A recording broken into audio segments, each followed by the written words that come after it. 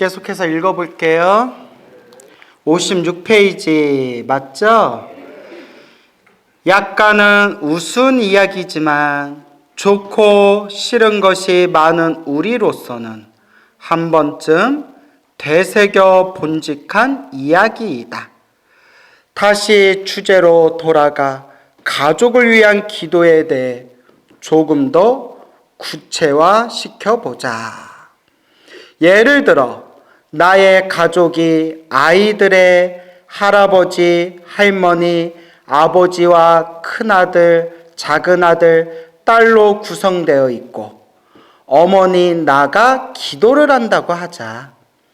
이 경우 할아버지, 할머니의 건강과 장수를 시작으로 가장인 남편, 아버지를 위해 축원하고 그 다음으로 큰아들, 작은아들, 딸, 친정 부모님이나 형제, 자매를 위한 기원을 한다.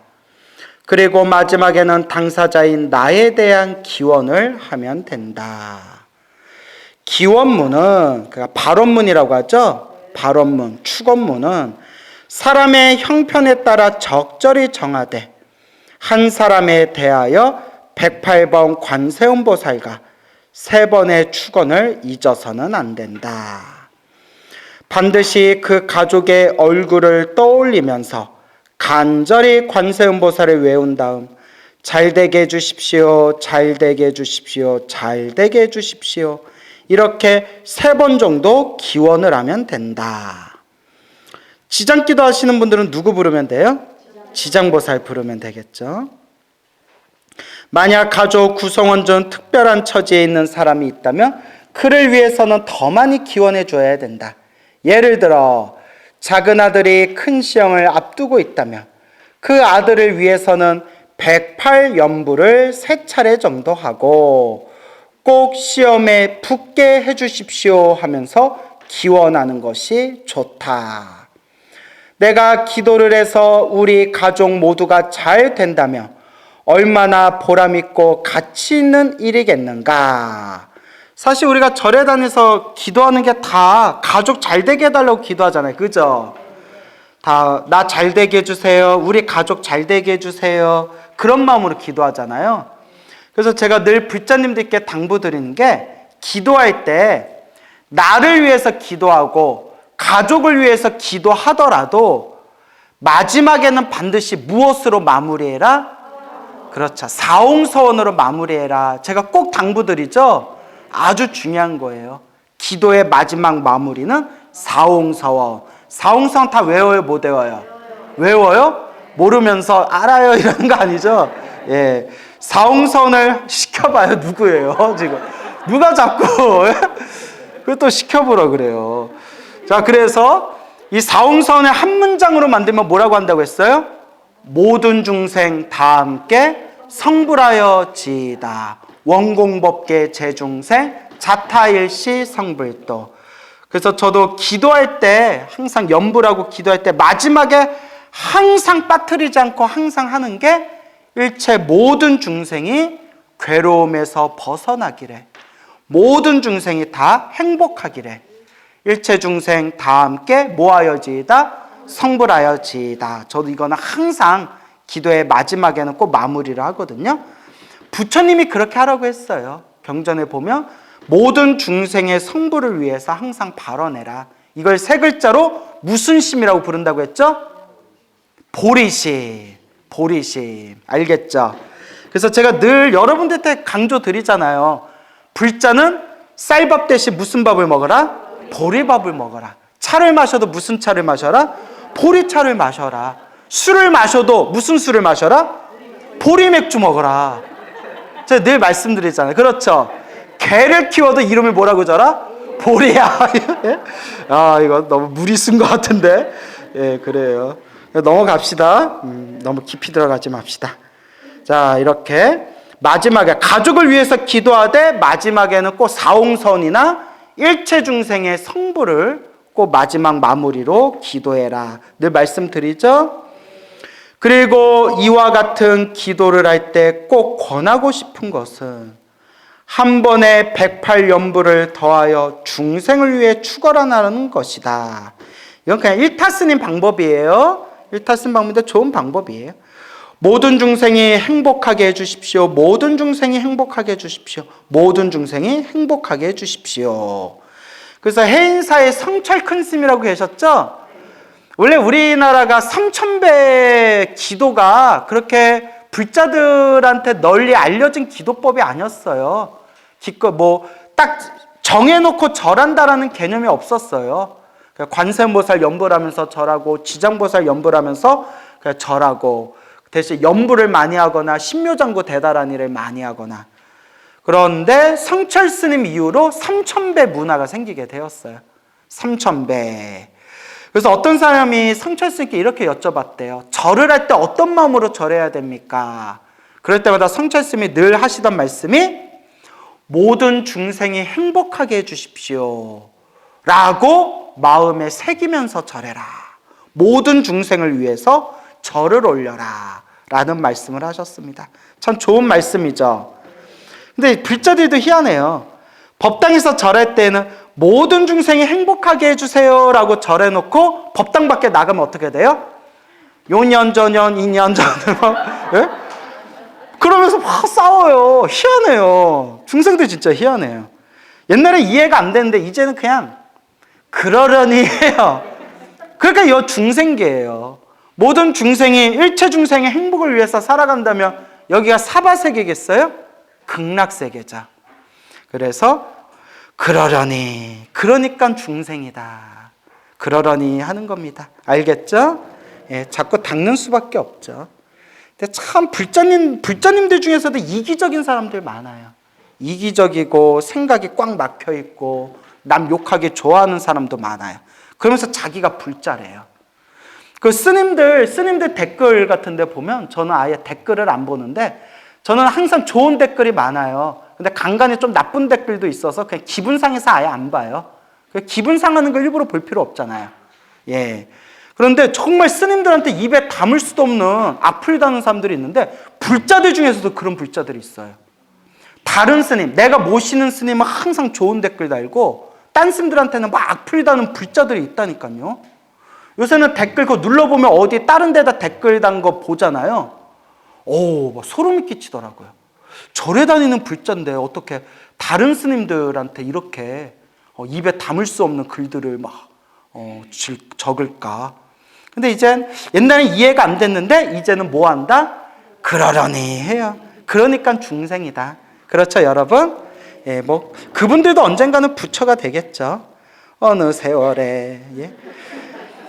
가족과 나의 이익을 위한 기도가 아니라 직접적인 이해관계가 없는 중생을 위한 기도. 그렇죠.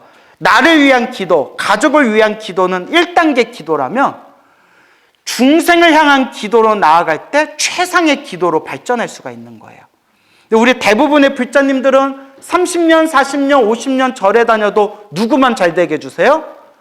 나만 잘 되게 해주세요. 우리 가족만 잘 되게 해주세요. 해서 평생 멈춰있는 분들이 많아요. 많아요, 여러분. 하지만 제가 우리 불자님들한테 말씀드리는 게 나와 가족을 위해서 기도하지 말라는 게 아니라 나와 가족을 위해서 기도를 하되 마지막에는 무엇으로 마무리해라?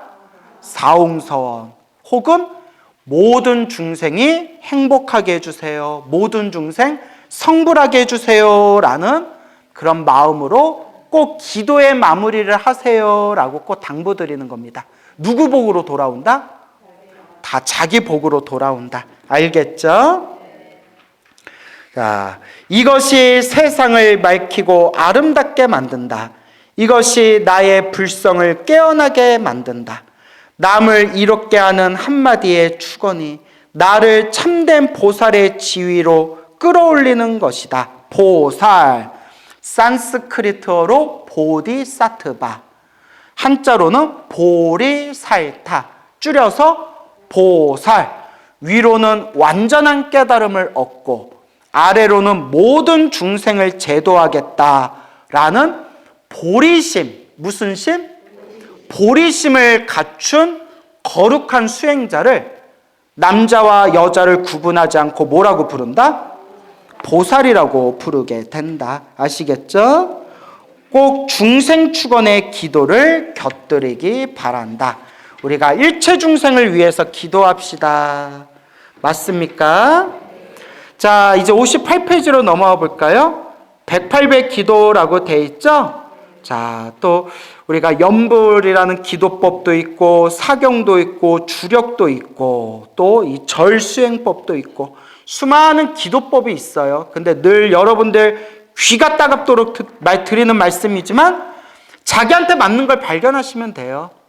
저 아시는 어떤 스님은 당신은 그렇게 신묘장구 대다라니가 좋대요. 신묘장구 대다라니만 열심히 하시는 분들도 있고 또 어떤 분은 평생 관세음보살만 연불하신 분도 있고 또 어떤 분은 지장보살 연불하신 분도 있고 또 어떤 분은 금강경을 독송하면 그렇게 마음이 편안해진대요. 금강경 하시는 분도 있고 또 어떤 분은 스님 제가 이 기도 저 기도 다 해봤는데 저는 법화경을 사경하면 그렇게 집중이 잘 되고 좋습니다. 그래서 법화경 하시는 분도 있고 저도 이 기도 저 기도 많이 해봤고 하고 있지만 그래도 제 기도의 중심은 이제 여러분들 다 아시지만 아미타 연불. 저는 늘 나무 아미타불 연불하면서 극락왕생 발언하고 있고 그렇기 때문에 자기한테 맞는 기도를 선택하시면 돼요. 알겠죠? 저도 기도에서 이것저것 효험을 많이 봤어요.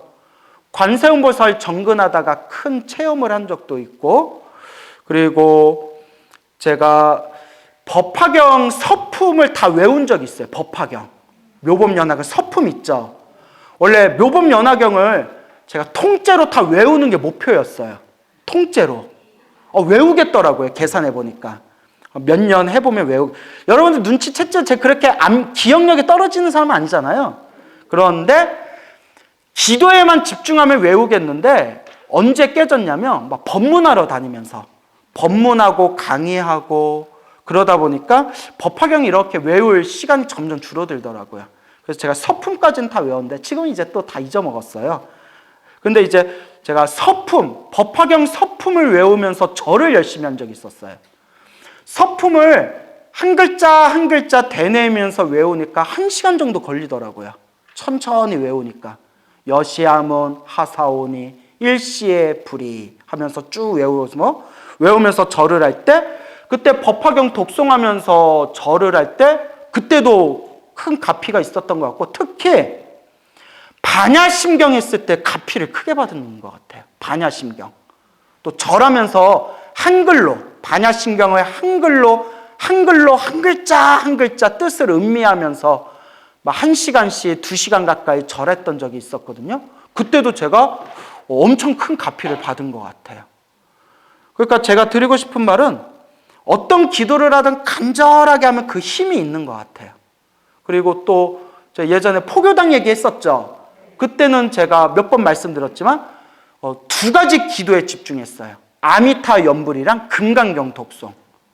그래서 늘 금강경 매일매일 금강경 40대마다 독송하고 나머지 시간은 항상 아미타불 연불했는데 그때도 크게 가피 받고 생각해보니까 제가 부처님께 이런저런 가피를 많이 받은 것 같아요. 그래서 참 부처님 은혜를 열심히 갚아야 되는데 제가 좀 많이 부족한 것 같아요. 그래서 어떤 기도를 하든 자기한테 맞는 걸 딱 선택을 하고 꾸준히 하는 게 중요해요. 하지만 하나에만 집착할 필요 없다고 했죠? 관세음보살 기도하다가 지장보살 기도하고 싶으면 관세음보살 기도하다 마음속으로 부처님 오늘까지만 관음기도 하고 내일부터는 지장기도 들어가겠습니다. 마음으로 고한 뒤에 또 지장기도 해보고 그러다가 또 금강경 기도하고 싶으면 부처님 오늘까지 지장기도 하고 내일부터는 금강경 기도 해보겠습니다. 부처님 오늘부터는 금강경 기도하고 내일부터는 법화경 기도해 보겠습니다. 이러면서 자꾸 여러 가지 기도해보고 해보다가 나한테 딱 맞는 게 있어요. 그렇게 꾸준히 닦아나가시면 돼요. 알겠죠? 예. 그렇다고 하루에 한 번씩 바꾸면 돼요? 안 돼요? 하루에 한 번씩만 바꾸면 외식이야? 하루에 한 번씩 나가서 밥 바꿔 먹듯이 이제 부처님이 꿈에서 나타나실 거예요. 고마해 이렇게 예? 적당히 해라 이렇게. 예, 근데 이렇게 기도는 중간중간 바꾸셔도 돼요. 중요한 거는 부처님을 향한 간절한 마음이 소중한 것이다 라는 걸 명심하시기 바랍니다. 기도에 대해서 이제 중심이 좀 잡히죠. 결론은 뭐라고 했어요? 간절함, 정성스러운 마음, 간절함이 중요하다. 왜 절을 하라고 하는가? 잠자기 전에 기도 외에 우리가 일상생활에서 실천할 수 있는 훌륭한 기도법으로는 절을 하는 방법이 있다. 왜 우리 불교에서는 절할 것을 권하는 것일까? 첫째는 절을 통하여 아상을 꺾고 복밭을 이루기 위함이다. 무엇을 꺾는다? 나라는 상, 나라는 생각, 나다, 내 것이다, 나라는 고집을 뜻해요. 이게 모든 번뇌의 근원이래요. 나라는 생각, 내 거, 나의 거, 나의 생각들, 나의 고집들, 그 나라는 것, 그게 모든 번뇌의 근원이래요. 그래서 부처님은 나라는 게 있다 없다. 부처님은 나라는 게 없어요. 그래서 동체대비라고 불러요. 따라해보세요. 동체대비. 동체, 모든 중생을 한 몸이다 생각하신 거예요. 나다 너다가 따로 있는 게 아니라 동체, 모든 중생이 하나의 몸이다. 모든 중생이 하나의 몸이다라는 그 마음에서 우러나오는 자비심을 동체대비라고 부르는 거예요. 아시겠죠? 그래서 절을 하면서 나라는 집착, 나라는 생각을 꺾어버리는 것입니다. 비워버리는 거예요. 비움. 인간의 모든 그릇된 업은, 잘못된 업은 어디에서 비롯된다? 아상. 나다, 내가 제일이다 하는 교만심을 일으켜 제 잘난 맛으로 살기 때문에 모든 문제가 비롯되는 것이다. 세월이 지나면 지날수록 두고두고 이 글이 정말 이 글이 진실이에요. 중생은 여러분, 중생은요, 저도 그렇고 여러분도 그래요. 깨닫지 못한 사람들은 다 똑같아요. 여러분들 마음에 가만히 살펴보면 중생은요, 중생은 다 자기 잘난 맛에 살아요. 맞죠, 여러분? 다 자기 잘난 맛에 살아요. 그게 중생입니다. 그래서 불교에서의 깨달음은 나를 온전하게 비워요. 나를 온전하게 비웁니다. 그래서 불교에 이런 말이 있어요. 누가 침을 뱉어도 닦지도 말아라. 뭐 하지도 말아라? 닦으면 그 사람이 기분 나빠할 수 있으니까. 불교는 호구의 종교예요. 기가 막히죠? 누가 내 얼굴에 침을 뱉어도 뭐 하지도 말아라? 닦지도 말아라. 그 사람이 기분 나빠하니까. 예. 이게 한산이라든가 그런 어떤 중국의 큰 스님들에 나오는 법문인데 이게 원래 유래가 있대요. 오래전에 본 책이라서 기억이 얼핏 잘 안 나는데 중국에 엄청 아부를 잘하는 그런 벼슬아치가 있었대요. 아부를 엄청 잘하는 사람이 있었는데 아부하는 법에 대해서 특강을 했대요. 그러면서 누가 이렇게 얘기했대요. 누가 네 얼굴에 침을 뱉으면 어떡할 거냐? 예, 닦고 웃으면서 화를 내지 않겠습니다. 좋구나. 좋지만 아직 하수이구나. 이 침을 뱉었는데 화도 안 내는데 왜 하수입니까?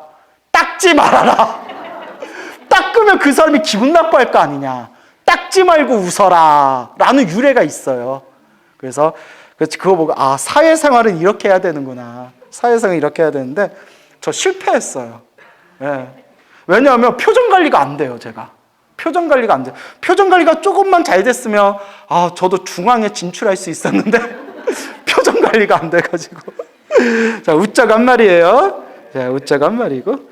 자, 그래서 나를 비운다는 거, 교만심이 문제예요. 제가 우스개로 저의 컨셉은 겸손입니다 라는 말씀 드리죠. 저의 컨셉은 겸손입니다 라는 말씀을 자주 드리는데 여러분, 특히 우리같이 남을 가르치는 입장, 남에게 존경받는 입장에 있는 사람들이 제일 조심해야 되는 게 교만병이에요. 교만. 법화경에 나오죠. 부처님께서 수많은 제자들 앞에서 바야흐로 이 법화경의 가르침을 설하려고 할 때 그 자리에 있던 부처님의 제자들이 우리는 듣지 않겠습니다 귀를 막고 5,000명의 제자들이 자리를 박차고 나가는 내용이 나와요.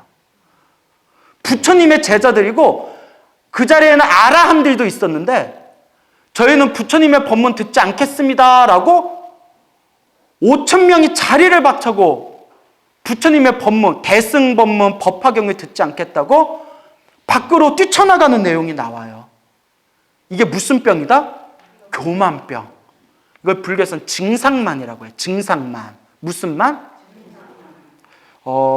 옛날부터 지혜로운 사람들이 항상 하신 말씀이고 큰 스님들도 늘 하시는 말씀이고 저도 항상 조심하려고 노력하는데 내 말이 맞다, 내 얘기가 맞다, 내 얘기만 맞다 해버리면 그 사람은 공부 끝난 거래요. 우리가 부처님이 아닌 이상 우리는 완전하지가 않아요. 그래서 법화경을 포함해서 대승경전에 보면 아라함들조차도 완전하지 못하다. 아라하는 번뇌가 사라지신 거룩한 성자지만 실수할 때도 있고 번뇌는 사라졌지만 실수는 한대요. 실수. 그러니까 나쁜 의도가 아니라 정말 뭐 어쩔 수 없이 잘 몰라서 실수할 때가 있대요. 아라함들조차도. 번뇌는 없지만. 그리고 부처님보다 지혜의 힘이 약하기 때문에 아라한도 다 모른대요. 탐욕과 성냄과 어리석음이 사라져서 나라고 하는 집착은 없어졌지만 실수할 때도 있고 지혜의 힘도 부처님보다 부족해서 완전하지 않은 존재래요. 그래서 법화경에 나오잖아요.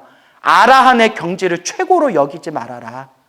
그대들을 성불의 길로 이끌기 위한 중간 단계였을 뿐이다. 나오죠, 여러분? 예, 법화경 사경하신 분들 다 아시잖아요. 그런데 우리같이 남을 가르치는 입장에 있다 보면 그리고 내 사람들한테 막 가르치다 보면 나를 따르는 추종자들이 생기고 우리 스님, 우리 선생님 하다 보면 뻑이 가요, 뻑이가. 휙 뻑이 가요. 실제로 뇌과학에서 그걸 증명했어요. 심리학에서도 뇌에서 막 그런 아첨이라든가 막 이런 찬양 같은 걸 막 하면 호르몬의 분비가 달라진대요. 그래서 우리가 사람들이 우리 스님, 스님은 방귀 냄새도 샤넬 같아요. 막 이런 소리 듣다 보면 그런 소리 듣다 보면 이제 뇌에 뽕이 차는 거예요. 그럴 때 이제 큰일 나는 거예요. 내 말이 맞다. 내 말만 맞다. 내가 제일 잘 나가. 진짜 무서운 거예요. 그래요. 거기까지 하세요. 뭐 2절까지 가세요. 그걸 성철 스님이 얘기하셨어요. 성철 스님이 뭐라고 하셨냐? 인간이 수행하면서 가장 괴로운 게 세욕이래요. 세욕. 성욕, 세욕. 이건 어쩔 수 없어요. 왜냐? 우리 인간이 이 세상에 태어난 것 자체가 부모님의 성 에너지에 의해서 태어난 존재예요. 맞죠? 부모님의 성적인 에너지에 의해서 태어난 존재이기 때문에 인간은 태어날 때부터 성적인 존재예요. 그래서 부처님 42장경에도 세욕이라는 게 하나만 있으니까 다행이지 2개가 있었으면, 비유법이죠. 세욕이 2개가 있었으면 이 세상에 성불할 리가 없었으리라 라는 말이 있을 정도예요. 그런데 성철스께서 뭐라고 했냐면 세욕보다 더 무서운 게 있다. 세욕보다 더 무서운 게 있다. 그래서 성철스님이 1단계가 물욕, 재물욕, 재물에 대한 욕심. 근데 재물욕은 조금만 수행하면 극복할 수 있대요. 그 다음에 2단계가 세욕, 금방 말한 세욕.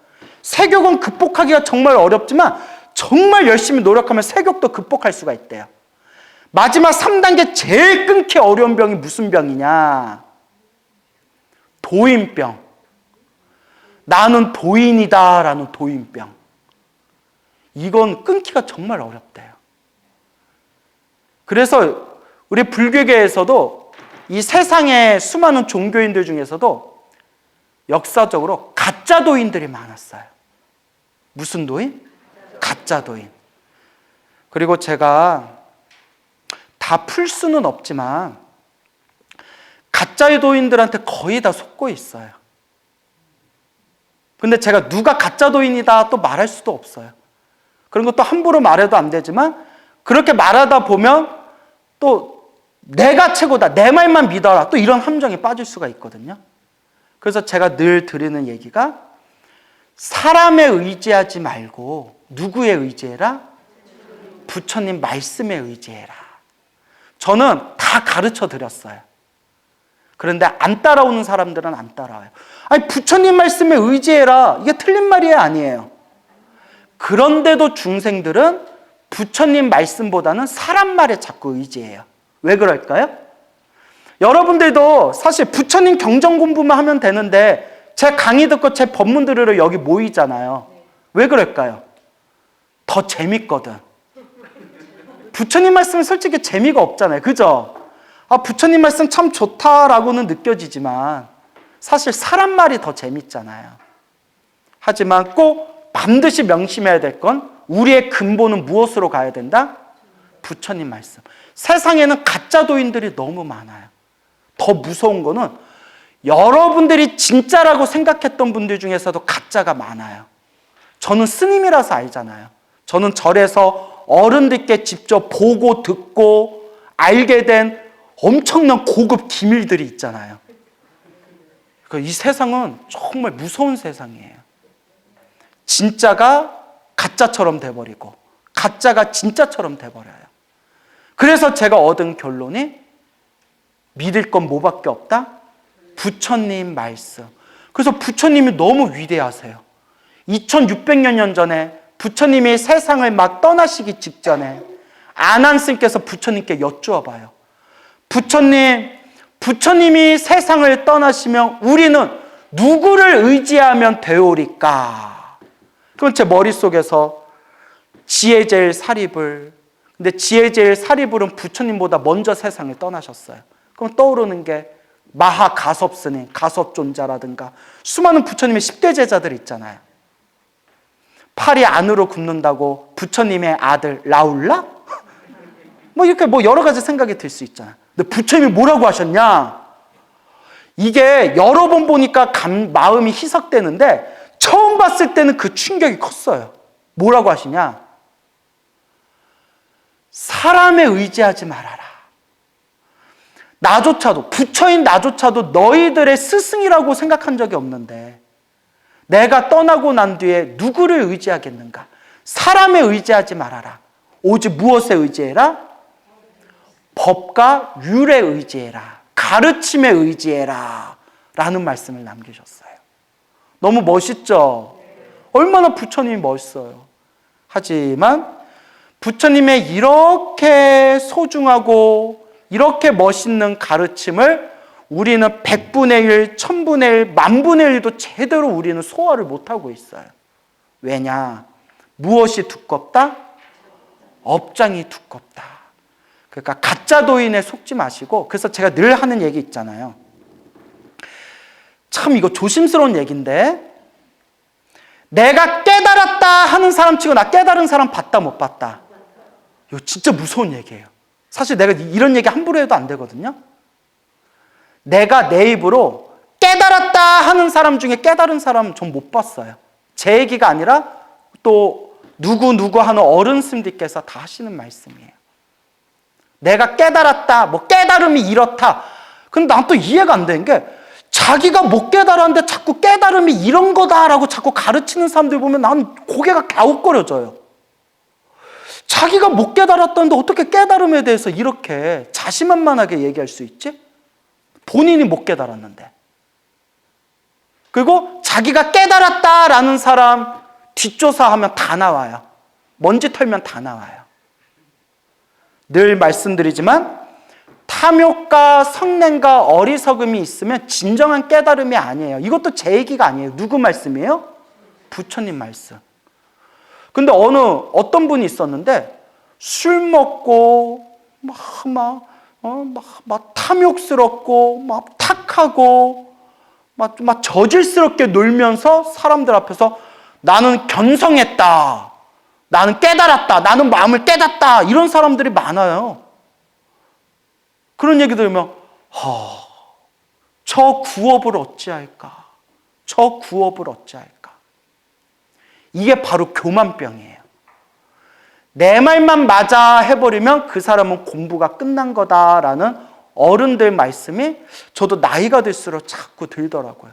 그러니까 저도 공부하다 보면 저도 자꾸 그런 함정에 빠져요. 솔직히 말하면 저는 제가 공부하고 제가 머릿속에 정리한 것들이 진짜다라고 느껴지니까 자꾸 나도 내가 맞다, 내 말이 맞다라는 그런 착각이 자꾸 일어나요. 하지만 절대 그런 법은 있다 없다. 절대 없어요. 오직 완벽하신 분은 누구밖에 없다? 부처님밖에 없습니다. 부처님 외에 일반 우리 중생들은 웬만큼 수행해도 부처님 발 아래 쩌리예요, 쩌리. 그래서 우리 뭐라고 하죠? 쩌리가 이러잖아요. 쩌리가 쩌리예요. 쩌리가 더 닦아 이러는 거잖아요. 그러니까 여러분, 근데 여기 계신 분들은 그런 분들이 안 계실 거예요. 보통 여러분 기도하고 염불하는 거 좋아하는 불자님들이 다 그런 건 아니지만 기도하고 염불하는 걸 좋아하는 불자님들이 상대적으로 좀 겸손한 편이에요. 왜냐면 부처님한테 기도하고 염불한다는 게 나를 낮추는 거잖아요. 우리가 부처님한테 기도할 때 어떻게 기도해요? 부처님, 부처님, 관세음보살님, 관세음보살님, 아이고 구구, 아이고 구구 이렇게 기도하잖아요. 근데 어이 관세음보살, 오늘 내 소원 좀 들어줘야 되겠어. 뭐 이렇게 기도하는 분 있어요, 없어요? 미친놈이죠. 천도제지인데 딸랑딸랑딸랑 지장보살아 지장보살아 내 얘기 좀 들어보렴 이런 놈 있어요, 없어요? 그거 정신병자예요. 지장보살님, 지장보살님 이렇게 기도하잖아요, 마음으로. 기도하고 염불하는 분들이 상대적으로 좀 겸손한 편이에요. 다 그런 건 아니지만 상대적으로. 근데 유독 다 그런 건 아니지만 좋으신 분들도 있지만 또 제 말을 오해하면 안 돼요. 제 경험상 또 다른 스님들도 비슷한 얘기를 하세요. 유독 참선하고 명상에 꽂힌 분들일수록 교만심이 좀 강해요. 그게 있어요. 제가 이거 썰을 풀면 정말 재미난 썰들이 많아요. 하지만 늘 말씀드리지만 남을 비판하기 위한 게 아니다. 남을 비방하기 위한 게 아니다. 누구를 바라보자? 자기를 바라보자. 또 오해하시면 안 돼요. 참선하고 명상하신 분들 중에서도 맑고 깨끗한 분들 많아요. 많은데 우리 스님들이 이렇게 스쳐가는 신도들을 보면 유독 그렇게 딱 앉아가지고 허리 세우고 나 잘났다 공부하시는 분들 중에서 좀 교만병 강한 분들을 유독 많이 발견하게 된다. 다만 누구를 욕하려는 게 아니라 스스로를 겸손하게 이 교만이라는 병에 빠지지 않도록 늘 우리가 겸허한 마음을 가져야 된다. 그 말씀을 드리고 싶은 거예요. 아시겠죠? 예. 자, 그래서 참 이 내용을 항상 제가 마음에 되새기고 있습니다. 나 잘났다, 내 말만 맞다, 내 말을 따라라 하는 순간 공부가 끝난 거다. 알겠죠? 그러니까 늘 겸손한 마음이 중요합니다. 그리고 항상 무엇을 의지하셔라? 부처님 말씀, 경전을 의지하셔라. 알겠죠? 그리고 또 부처님 수많은 경전이 있지만 처음 불교 공부를 시작한다면 지장경 많이 권해드리고 마지막에는 무슨 경으로? 법화경으로 중심을 세우면 좋다. 또 이런 말씀도 드리겠습니다. 하지만 부처님 경전은 다 좋은 거예요. 네. 이 세상에는 자기가 제일이라고 하면서 남을 무시하는 사람이 많다. 자기만 대단한 것처럼 생각하는 것이다. 이게 교만병이에요. 큰일 나요. 종교인이 이런 교만병 생기면 정말 큰일 나는 겁니다. 심지어는 한 나라 전체를 통치하는 대통령이 되고자 하는 사람들까지 이러한 생각에 빠져 출마하는 경우를 흔히 볼 수 있다 라고 되어 있죠. 예. 그래서 어떤 분이 옛날 정말 조선시대 때나 볼 수 있을 만한 그런 아직도 상투트 시고 가 쓰시고 다니시는 그런 할아버지 선비분이 계셨어요. 뭐 지금 세상을 떠나셨겠죠. 몇십 년 전 얘기니까. 그분이 우리나라 정치는 다 썩어서 문드러졌다. 이 세상에 제대로 된 정치는 없다. 이런 얘기를 하고 다니시더래요. 왜 그렇습니까? 하고 기자가 물으니까 옛 성인들께서는, 옛 훌륭한 왕들께서는 사람들이 왕위를 올리려고 해도 도망을 가셨다. 도망을 가다 붙잡혀서 왕이 됐는데 어째 요새 정치인들은 자기 뽑아달라고 선거에 나올 수가 있냐. 이런 얘기를 하시는 거예요. 지금 입장에서는 말도 안 되는 정말 호랑이가 담배 피던 시절 이야기 아직도 떡 쓸어 먹듯이 이야기하고 계시는 건데, 예? 지금하고는 도저히 안 맞는 얘기지만 또 한 번은 우리가 한번 생각해 볼 문제예요. 그죠? 예, 한 번은 생각해 볼 문제예요.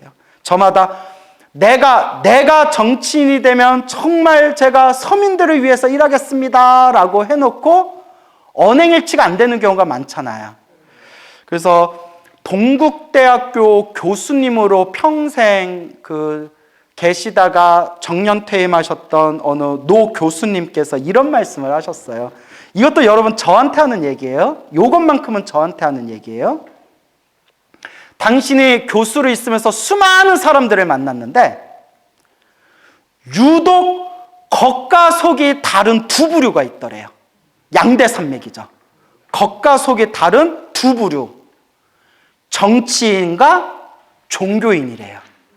나 순간 뜨끔하더라고요.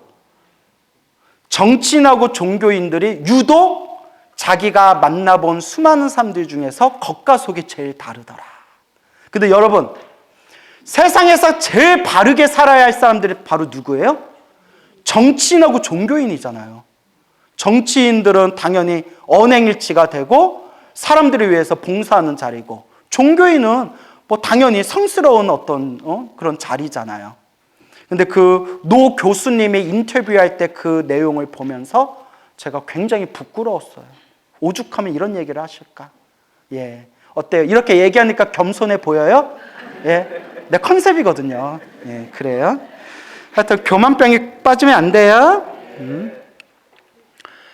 다른 사람은 대통령감이 될 수 없다. 나만이 대통령감이다. 내가 대통령이 되어야 이 나라가 바로 서리. 우리 자주 듣는 소리죠. 예, 또 참 말도 많고 탈도 많은 게 정치인 것 같아요. 뭐 또 그러려니 하면서 또 투표 잘해야 되겠죠. 이렇게 망자존대하는 사람을 대통령으로 뽑는다면 그 나라의 꼴은 어떻게 되겠는가? 그런데 대통령 선거 나와가지고 저보다는 옆에 있는 후보님이 더 잘하실 것 같습니다. 저는 많이 부족합니다. 제가 대통령 돼봤자 얼마나 잘하겠습니까? 옆에 계신 분이 더 잘할 것 같네요. 이러면 또 돼요, 안 돼요? 죽도 밥도 안 되죠.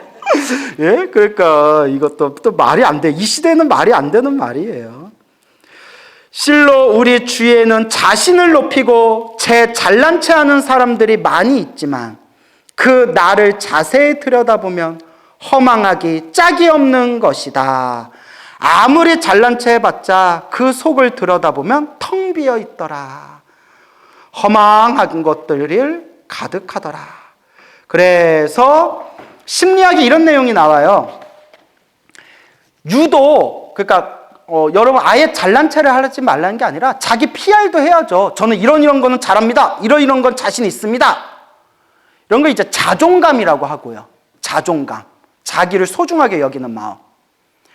선을 넘고 지나칠 정도로 남을 깎아내리면서까지 자기 잘난 체 하는 사람들은 밑바닥에 자격지심, 열등감이 많은 거래요. 심리학책에 그런 내용 많이 나오죠. 열등감과 자격지심이 많아서 그걸 포장하기 위해서 사람들에게 더 자기 자신을 요란하게 꾸며서 보이는 거래요. 그래서 나는 이대로 소중해. 나는 이대로 소중하고 나는 이대로 완전한 존재야 라고 스스로를 비춰볼 수 있는 자존감과 남을 깎아내리고 무시하고 자기 자신을 선을 넘으면서까지 자기를 포장해서 요란하게 잘난 체 하는 그런 열등감의 표출을 엄격하게 우리가 비춰보고 우리가 그 허망한 마음을 잘 다스릴 수 있어야 됩니다. 그렇죠, 여러분? 그래서 우리 마음을 부정적인 마음을 다 비워버리고 항상 무엇의 말씀으로 가득 채우자? 부처님, 경전의 말씀으로 가득 채우면서 여러분들 삶을 아름답게 수행자, 불자의 길로서 잘 닦아나가시기 바랍니다. 알겠죠? 예, 오늘 여기서 마치겠습니다.